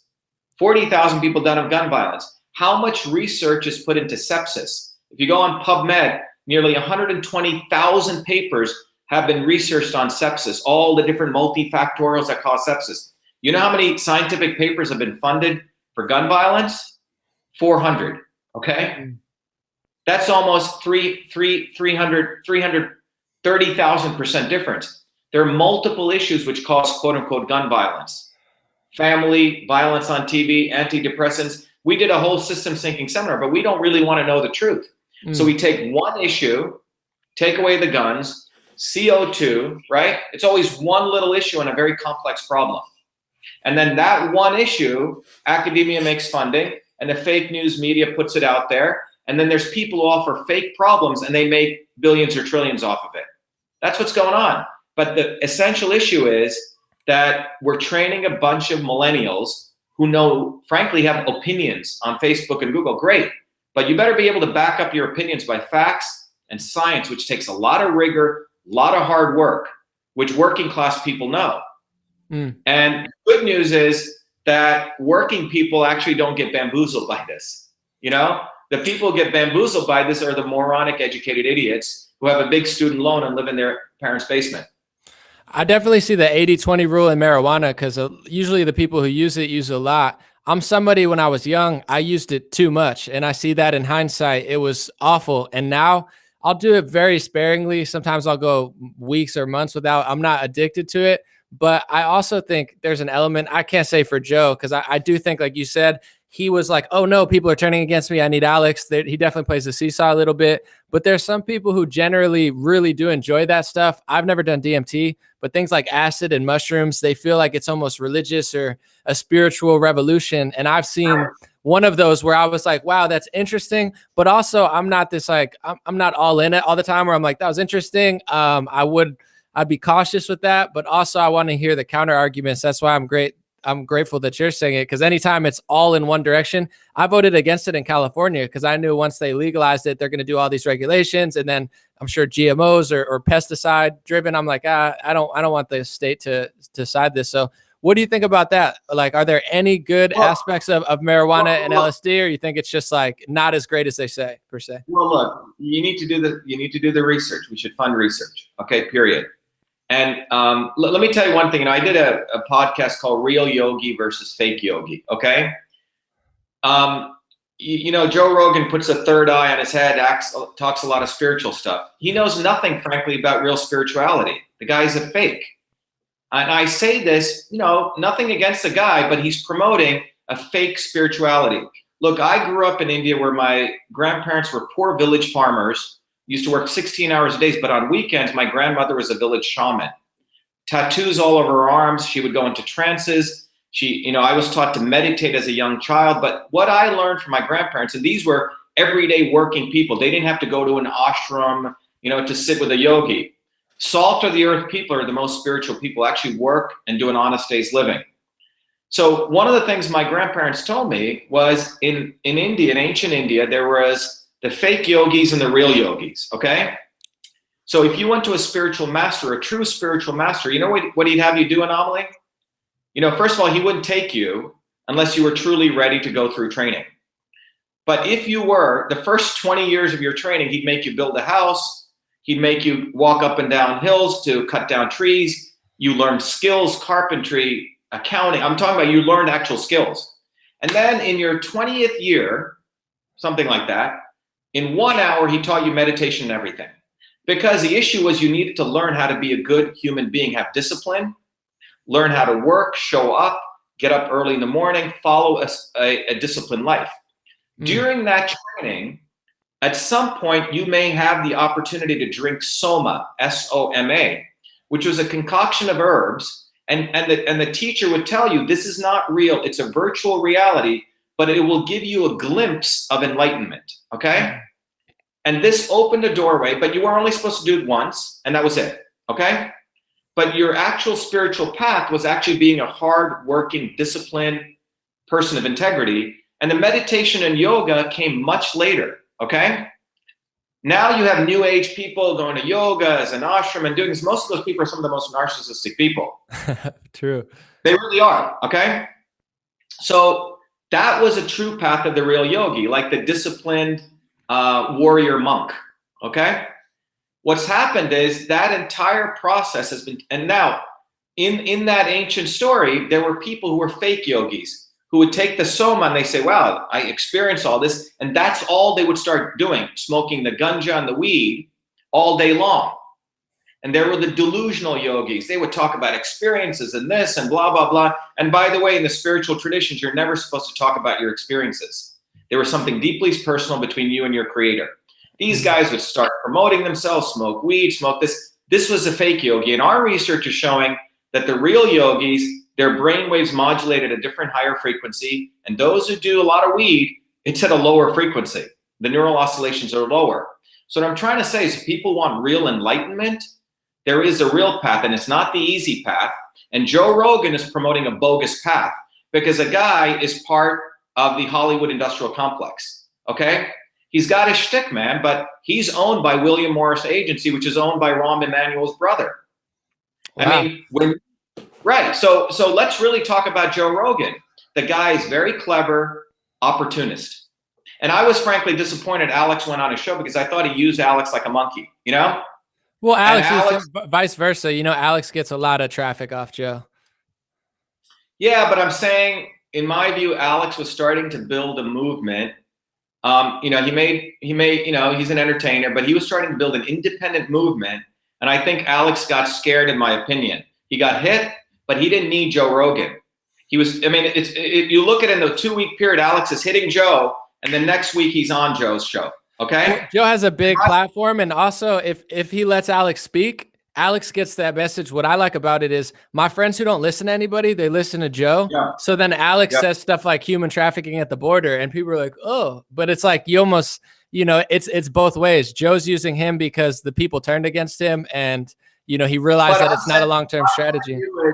My view is great movements take place when you have revolutionaries leading people, and I think Joe Rogan is what I call the epitome of the not so obvious establishment. You see, those in power are very clever. They're very, they mutate like viruses. So you have those in power, the establishment. You have real revolutionaries who want to, you know, move history forward. And then the establishment is very, very powerful. They create another animal called the not so obvious establishment, who acts as though they're for the people, talks their good game, but their goal is to suck people back into the establishment. Period. You see this throughout political history. Give you an example, right? In 1984, Reagan and Mondale were running for president. There was a guy called Jesse Jackson. And, you know, when I was 17, 18, I said, wow, he looks like he's anti-establishment, blah, blah, blah. At the last minute, on the floor of the Democratic Convention, he gives all of his votes to Mondale, speaking the lesser of two evils. We can't have Reagan. And that's when I realized this dynamic. Look back at the last election. Hillary Clinton, right? You had Bernie Sanders. And I had a bunch of friends saying, you should vote for Bernie. He's anti-establishment. I said, he's going to do exactly what Jesse Jackson did. He's part of the not so obvious establishment, and he'll give all of his votes to Hillary. No one believed me, but that's exactly what he did. So this dynamic, if people can understand this, and they need to be very critical, because you have movements that start building, people start building independent platforms. This is what Alex was doing. And the establishment puts someone like Rogan there to act as though he's hip and blah, blah, blah. But his goal is to always bring people back into the establishment, right? He had Jack Dorsey on there, right? He exists because the establishment allows him to exist. No one gets that many followers overnight, An0maly. I'm telling you, it's pushed. And he's owned by William Morris Agency, period. No, I feel what you're saying too about definitely people like Bernie and even Joe. I'm always keeping my eyes peeled because I watch everything, who they're having on, who they're posting. And for sure, when he had Jack Dorsey on and didn't have Alex on, he lost all his power, which is really in the people and his following. And he had to have Alex on because his whole following turned against him. So I don't know if it was like, let me get Alex back on, more like you said, I have to get Alex on or else I might lose everything. Yeah, because that wasn't him. I'm sure his agents had a big meeting and let's put him on and you'll protect. Remember, his goal is to build his base and then they sell all sorts of crap through that base. It's a funnel model, okay? None of this is being done to help educate people. This is being done by people with a lot of money. Everyone should go look up William Morris Agency. Look at all the Hollywood elites who are owned by them. And that's what Joe Rogan is part of. And, you know, when we ran for election, right? Joe Rogan, you know, we're here hitting Warren, fake Indian, real Indian. We're on this, started doing a movement. Joe Rogan never had us on the show. He should have. But real revolutionaries, real people who do not give up a fight, we actually can expose the not so obvious establishment. And the way we build movements is by not the establishment, it's the not so obvious people, it's the Bernie Sanders who are more dangerous than the Hillary Clintons because they will mislead a generation and suffering continues. I agree with you on the Bernie. He's totally a sneaky, he's like the sneaky guy to bring him back. I agree. I'm just, because I get a lot too about Joe. I'm up for grabs because I do feel like a lot of stuff he does sketches me out. But then he had two people on that were anti-climate change and talking about it. So do you think, and this is my genuine question to you and other people, because they're always wanting me to feel the same way you feel. Do you think that there's ever a time where they'd be like, you know what, Joe's really powerful, we'll try to use him, but then he does kind of like the Alex thing where it's like, Alex is like, I'll let him use me to get popularity, but then I'll use him to get the audience. Do you think there's a possible that, or it's possible that William Morris lets him do stuff, or you think they just own him completely? Like, you got to do that. No, look, let me tell you how it works, okay? Because you're talking about someone who knows the insides of this, having been in the military-industrial complex at MIT. You know, I've been among these people. They're very clever, okay? You have to look at what the intention is. So if you want to build a movement, all right, and you want to create your own platform, you move forward with that. If the man once in a while puts you on Fox News, puts you on CNN, you take it, okay? Right? It's like one great revolutionary said, you know, when the peasants do their own thing, once in a while the master plays some music, then you dance, okay? The issue is, are you building your own independent movement?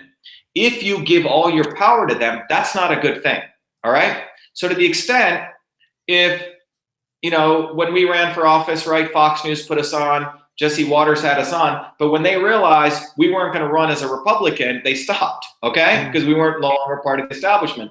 But we did take advantage of it. So that's a strategic question. But the issue is, do you give away your power and you succumb to that? You see what I'm saying? Or it's a strategic question you have to ask. It's not a black and white rule here. But what I'm saying is it would be stupid to not understand what a Joe Rogan really is about. And I hate to break that, but he's part of the establishment. And he's a very clever part of the establishment. He's a clever monkey, all right? So you have to understand that when push comes to shove, he's going to follow the money on any major issue. No, a lot of people feel that way, and a lot of people are starting to say it. I've never been invited on, so I'm like, if he invites me on, I'll feel a different way. But if I, for years, even Fox and stuff, I've never been on Fox. I've been pretty much nowhere. So I guess the reason I really ask is not even people will call me a shill in the comments, that most of them will agree with you. I say it because if I have a big opportunity, like say Rogan or Peterson or someone invites me somewhere, I'll have a conversation with them. Just like in the right situation, I'd have a CNN conversation. I don't like them, but if it makes sense, I do it. I'm always like, will people call me a shill? So I'm always very careful to do that because I'm like, at what point will it come back at me? Well, here's the thing, right? It's about staying true to your principles. What's interesting with Alex was, if you look 2 weeks before, he was hitting Joe really hard, right? Sneaky snake. He called him a sneaky snake. That's so funny. But after that incident, it all sort of went away. And that's what I'm saying we have to look at, okay?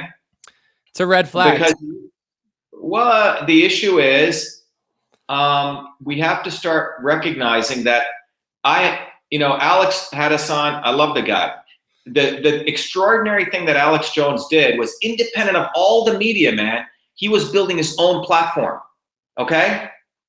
And as a technologist, I can tell you, even though you get kicked off YouTube and Facebook, it's very important to have your own technology platform, your own physical website, your own video serving, your own data serving. Because the reality is, if you're truly a threat, these other platforms will go after you. So I think this is my assessment of Alex, and I should talk to him about it, is that he was building his own movement independent of anyone. That's why he was creating the gumption. And that's when they started attacking. But I think Alex, in my opinion, lost the fact how strong he actually was. Because whenever you build your own independent platform, you will go through the night of darkness in some ways, where you'll get hit really hard. But he could have just projected forward. What I'm trying to say is, he didn't need Rogan. He forgot his own power, in my view. I guess just to challenge that, because first of all, Alex, they had me on InfoWars. It wasn't him, it was someone else. They did something weird. It was a red flag. And Alex, as great as he's been, there's been a bunch of red flags with him too, where I'm just curious. I'm like, I'm always just trying to see who's who. But he does really well. He didn't have to delete InfoWars or anything. I'm just playing the counter argument, where going on Rogan, he probably sees a spike on his own website, where then he can retain those people, keep them in. He doesn't need Rogan, but it's like me. If I went on Rogan, people would call me a shill. I'm not going to sell out. I'm not going to change my values, but I'd be lying if I said I didn't want to reach that audience of like 30 million people who actually listen. Like, I know liberals and progressives who won't do anything right, but they'll listen to Jordan Peterson because Rogan had him. And they're like, oh, I should take accountability. And I'm like, yeah, you definitely should. So they listen. Well, he's a big influence. An0maly, what I'm saying is, you should take access to every medium that will get your message out, okay? But should Alex do, or no? You don't think he should? Well, no, it's fine. But what I'm saying is, but when he was on the show, he didn't expose Rogan. You see what I'm saying? Up until that time, he was hitting Rogan really hard and exposing him on some very legitimate issues, right? True. After he went on Rogan, why didn't he hit him on the show? That's what I'm saying. When you're on there, you still continue your principled fight. And I'm saying that's the issue. Look, if you go on the mainstream media, right, and you want to talk about an issue, you don't suddenly change your attack on a particular issue. That's what I'm trying to say. No, just because Fox News puts me on doesn't mean I stop attacking the Republicans, even though they're supported by the rhinos typically. You see what I'm saying?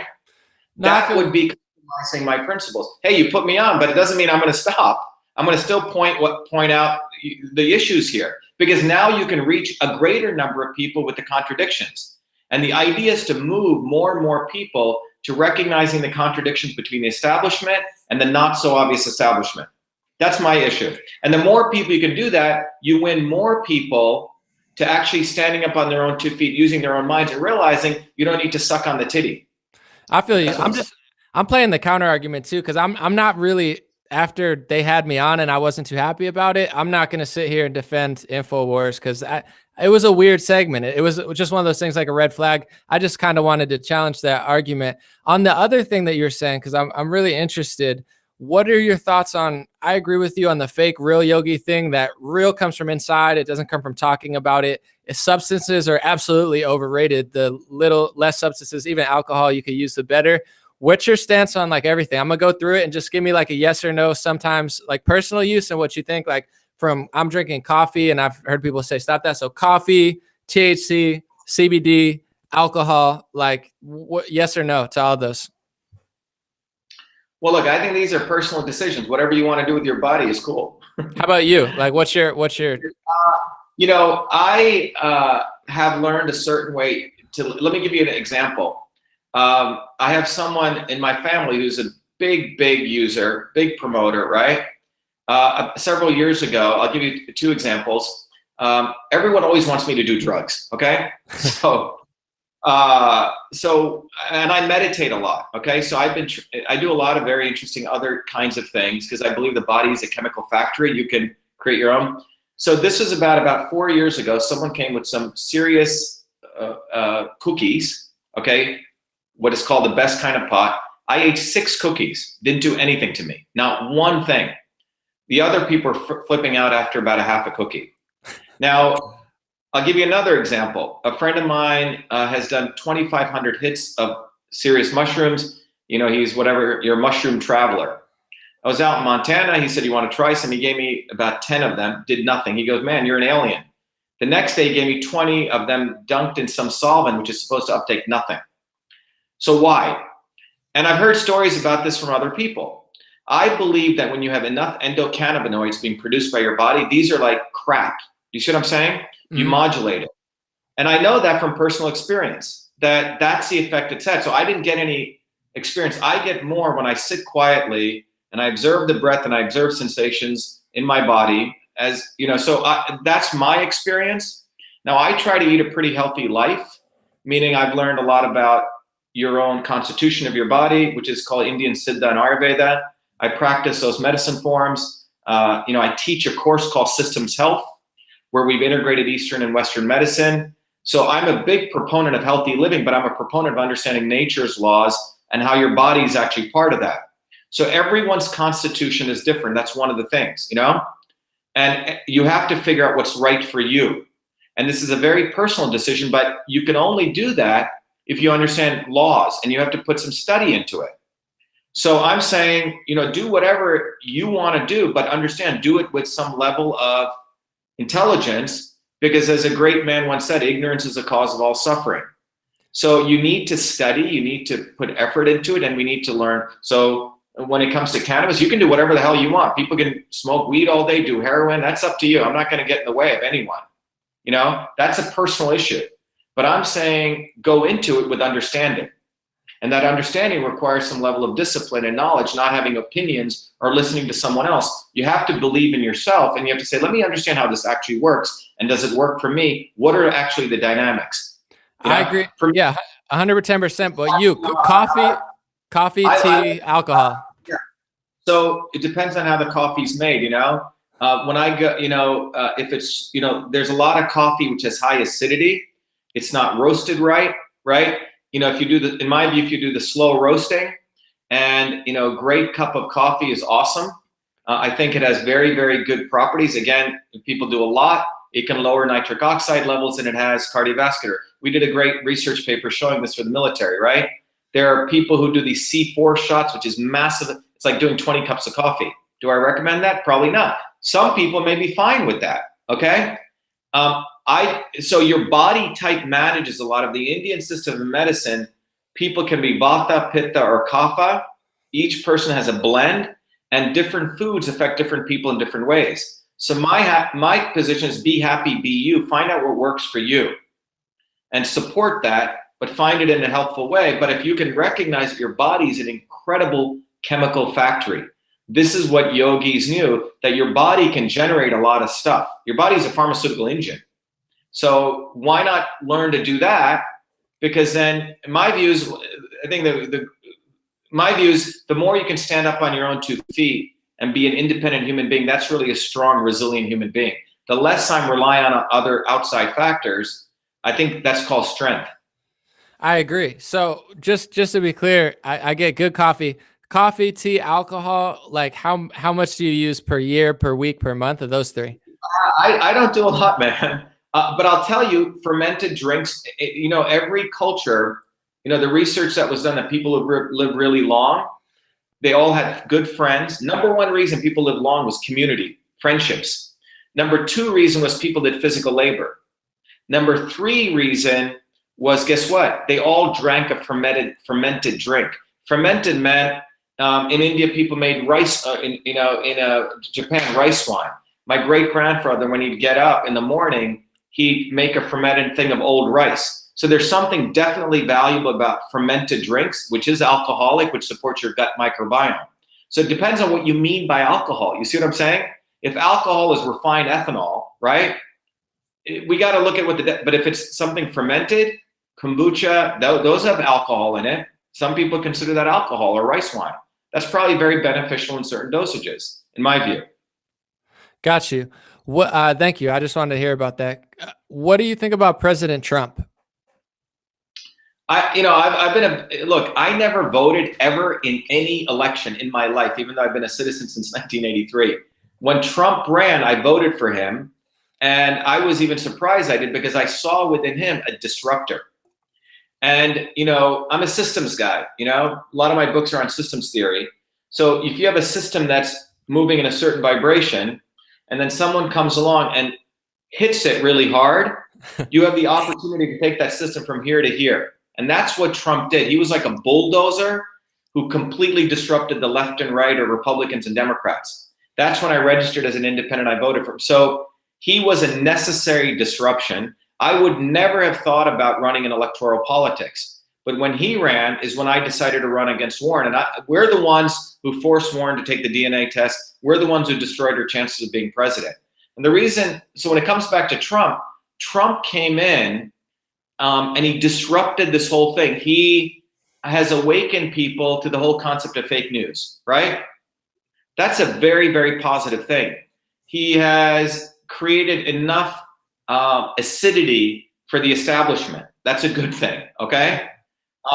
He has made people question things. He has created a divisiveness, which I think is a good thing. Everyone says, oh, we need to unite the country. No, united with who? Because what you've seen is the parting of the establishment and the not so obvious establishment on one side, and over here of everyday working people who are saying, wait a minute, we deserve something better. And I think that's all a good thing. And I think everyday working people, when I talk about working people, I'm talking about people who actually have skills who get up in the morning and work, not this other set of fake working people. People who are lumpens, people who live off welfare, which is what the fake left supports. So Trump is, I think, awakened this, and he's created in a very good way a good divisiveness. I think it's good.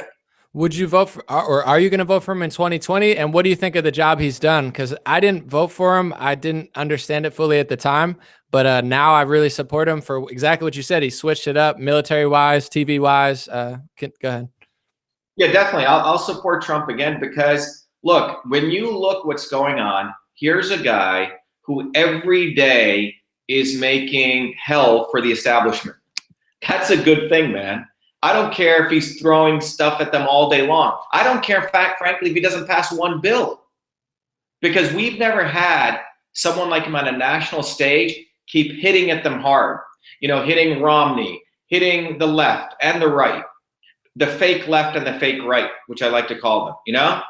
I don't even care if he passes one bill, because since 1981, since I've been following American politics, right when someone gets to that national stage, they always compromise, they become diplomatic.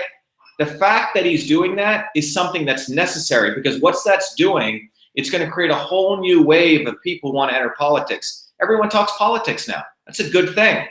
So I have a very different view on this, because I'm a systems guy. I see systems moving like this, and I see the opportunity to take it to a different system. And he's created almost like a window in the space-time continuum where people like me want to get involved in politics. That's a good thing. I agree. And you remind me of him in the sense you're highly ambitious. Like, I feel like he gets more done in a week. You said, I don't care if he passes a bill or not, but it seems like he is doing a lot, from prison reform, which the left always said they would do, from military Right. industrial. He's not the be all end all anti-war guy, but he did switch it up in Syria and said, who are these people? Stop funding them. Got rid of terrorists, said he would do it and did it. Are you impressed with what he's getting done besides just his systems kind of disruption? What I'm saying is all those things are icing on the cake, right? Because he keeps fighting. So what he did with criminal justice reform, what he did, with saying he's going to get out of Syria. He's done a lot of things for small businesses to eliminate all these ridiculous regulations. These are all very, very good things.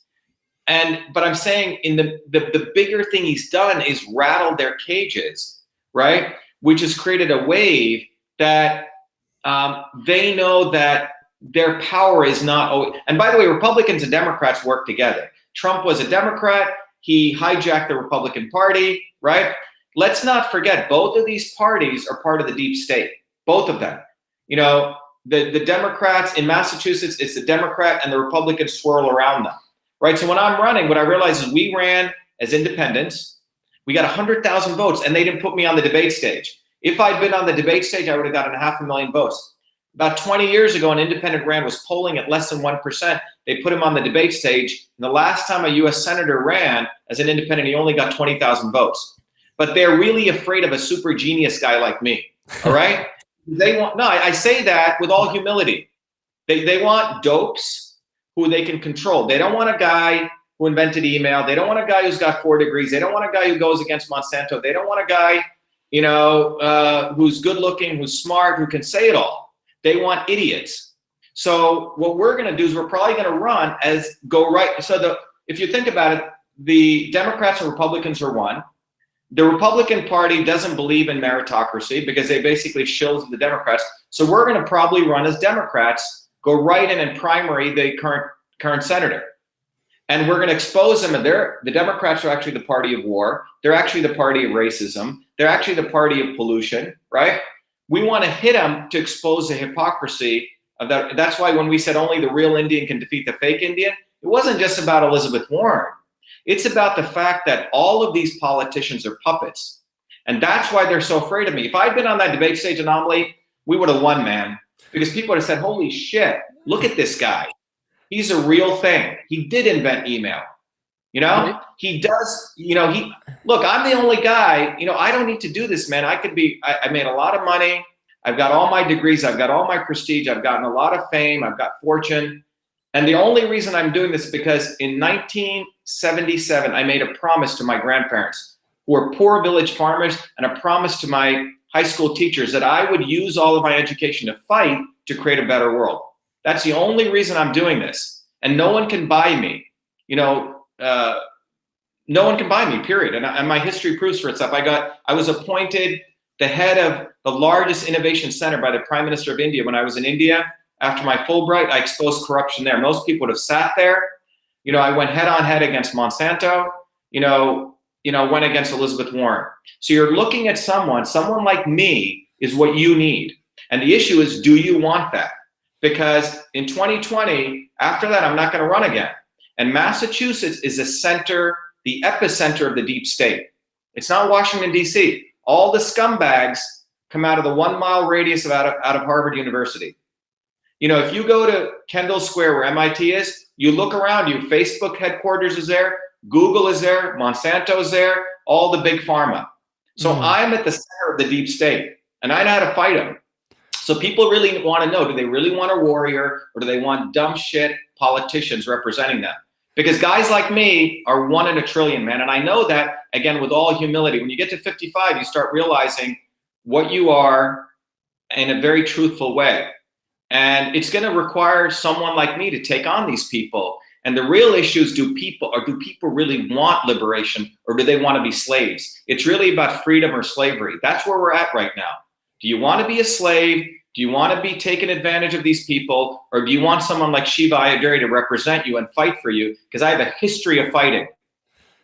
Absolutely.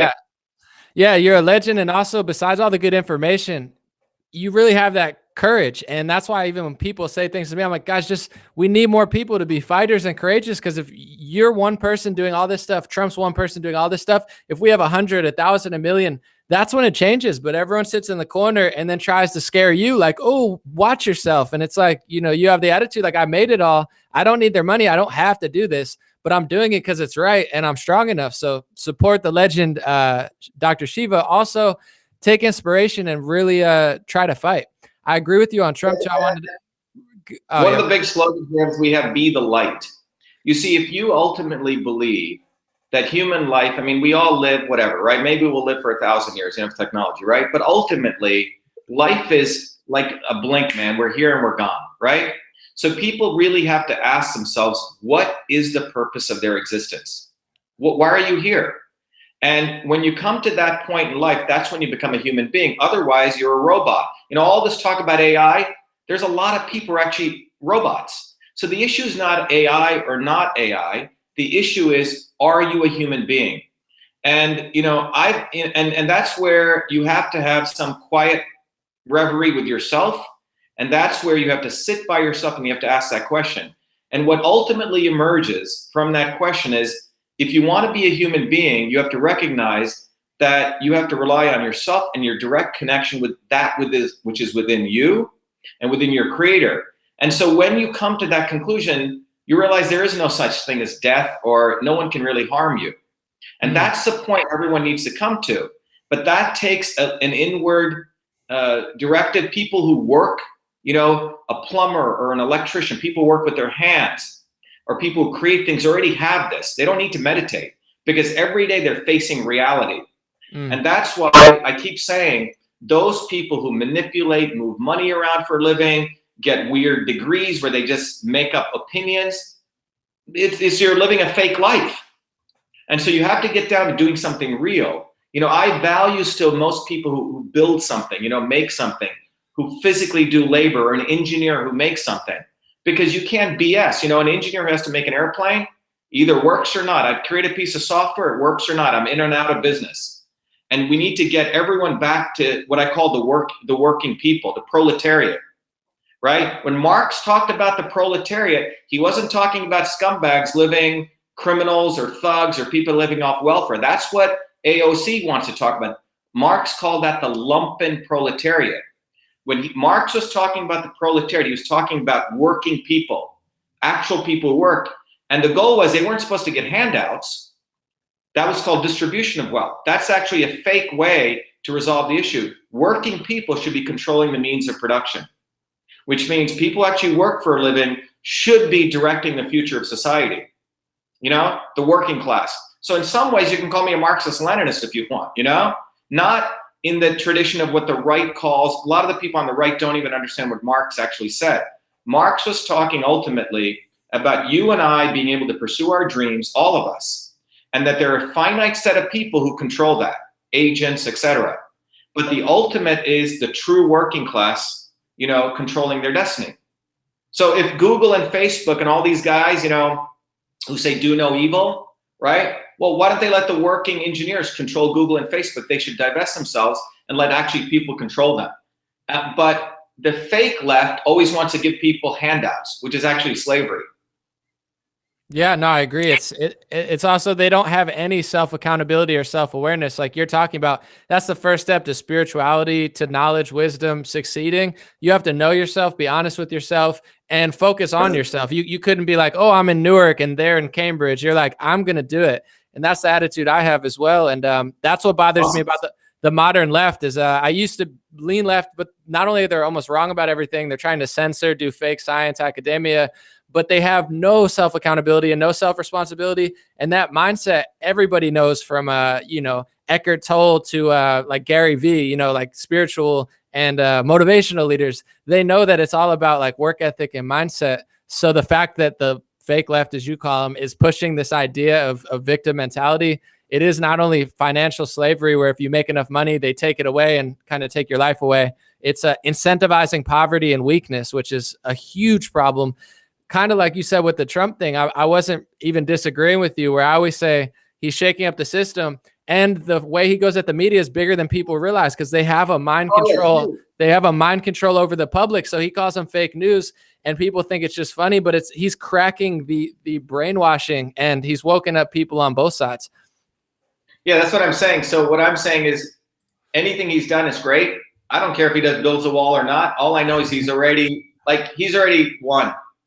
He's already won by the fact that he attacked, like, people actually use the word fake news. I mean, that's, how much is that worth? That's worth infinite, you know? That service that he's done to this country, where people now call out the news. The New York Times doesn't have all their, you know, their oomph they used to have. That's phenomenal, man. Yeah. That's all. He's done more in a week than I've ever seen someone do in 4 years. Trump's already won 1 billion times over. And, you know, he's already done, in my view, humanity a great deal. I agree. I want to ask you one more question.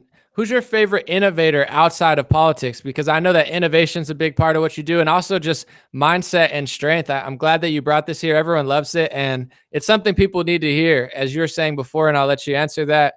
It's just as hard to never amount to what you think you could have been as it is to really go hard, where it's, you know, he says he's taking on the deep state. He's going extremely hard in Massachusetts, but it's just as hard to not do that and wish you did. You know, it's no different. Like you said, AI and just following the thing. Everyone plays a role if you work a job that you love, and that's great. Everyone needs to do it. But I personally dislike when people try to put fear out of me and say, don't do it. Aren't you scared? Aren't you nervous? I was like, no, I've washed dishes. Like it's not any harder or easier. So let you take it away. Oh, so your question, who do I think is a great innovator? In which field? In any field? Any field, just top innovator for humanity.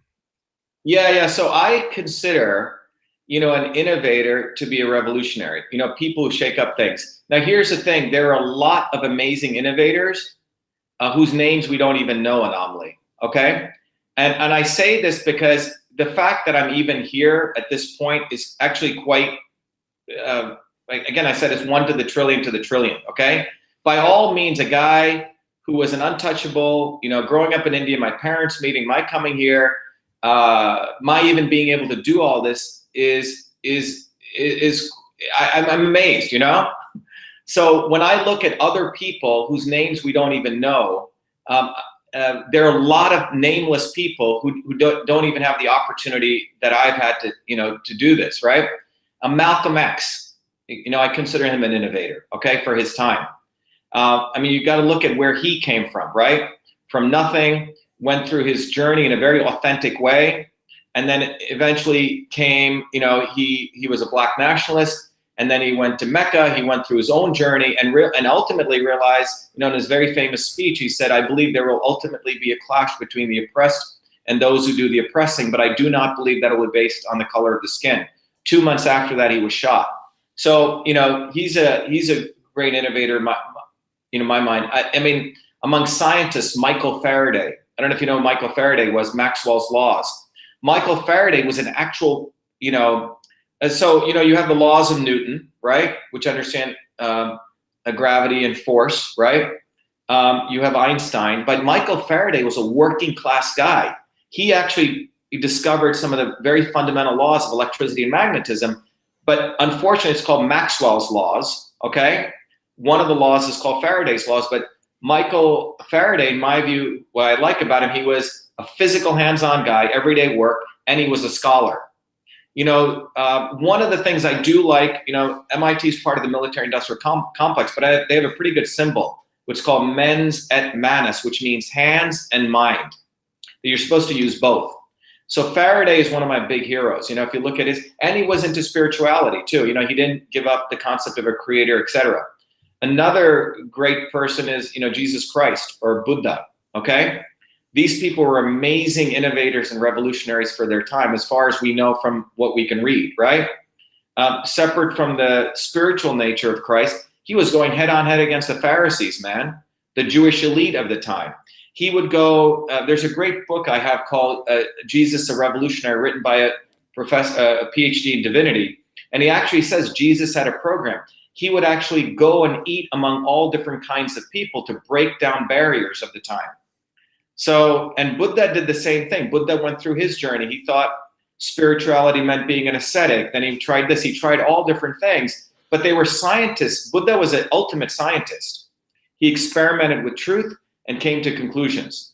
So those are some of the people, you know, I have a lot of respect for. Michael Faraday, Malcolm X. I know they're all over the map, Believe it or not, I have a lot of respect for Lenin also, for some of the things that he did at his time. Not Stalin, but Lenin was one of the biggest guys that exposed the not so obvious establishment of the time. No, I'm glad they were all over the map. That gives a lot of stuff to think about in the spiritual, political, and science realms. Thank you for joining, Dr. Shiva. Let people know where to find you. The book is in the description. It's the top link in my description, so you could check out information on the book at vashiva.com and let them know. I saw a lot of, I got to follow this guy. What's his Twitter? So let people know. Yeah, so my Twitter is V is in Victor A _Shiva. If you want to go to my website, vashiva.com. And if you're in Massachusetts, you can, it's Shiva, #4senate.com, shivaforsenate.com. If you guys want to support the campaign in any way, be volunteers. If you want to donate, awesome. But our goal is to go right into that primary and win. And as a part of this, we want to really expose the hypocrisy of the Democratic Party. And by the way, there's the Republican Party is non-existent in Massachusetts. They're irrelevant, and they essentially cycle around. But shivaforsenate.com, VA_Shiva, which is my Twitter handle. And then you can go to shivaforsenate.com. Awesome. Well, thank you for joining again. God bless everybody for joining. Appreciate you guys for being here. And any last words of wisdom or? The last word is be the light. Know the truth and find your way.